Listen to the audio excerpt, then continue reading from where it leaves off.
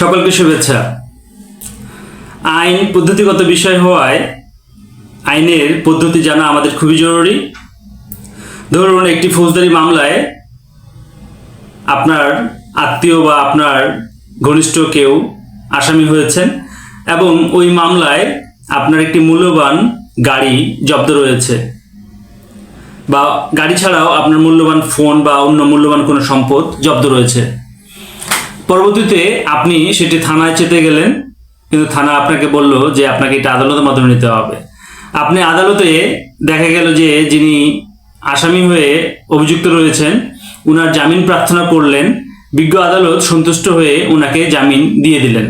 কিন্তু যখন আপনি আপনার সেই মূল্যবান গাড়িটি জিম্মায় প্রার্থনা করলেন এবং সেই গাড়িটি আপনার বাংলাদেশ বিআরটিএ কর্তৃপক্ষ কর্তৃক যদি রেজিস্ট্রেশনকৃত হয়ে থাকে, সেই কাগজপত্র আপনি দাখিল করলেও বিজ্ঞ আদালত কিন্তু আপনাকে সেই গাড়িটি হয়তো প্রদান করবেন না।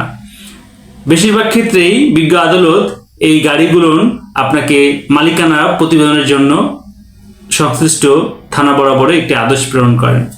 বিজ্ঞ আদালতের সেই আদেশ প্রাপ্ত হয়ে থানা যদি আপনার মালিকানার সপক্ষে প্রতিবেদন দাখিল করেন, তবেই পরবর্তীতে আবার শুনানি অন্তে বিজ্ঞ আদালত আপনাকে গাড়িটি জিম্মায় প্রদানের জন্য আদেশ প্রদান করতে পারেন।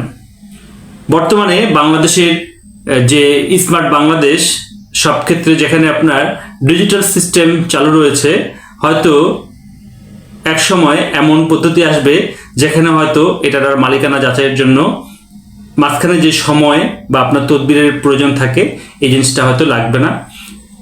আমরা সেই প্রত্যাশায় থাকলাম, কেননা আপনার যেখানে সরকারকে নির্ধারিত ফি দিয়ে আপনার গাড়ির রেজিস্ট্রেশন করানো হয়, সেখানে সরকারের কাছে এই সংক্রান্ত তথ্য সবসময় সংরক্ষিত থাকে, যেটা আপনার ডিজিটাল ডাটাবেস থেকে যে কোনো সময় সেটা ভেরিফাই করা সম্ভব।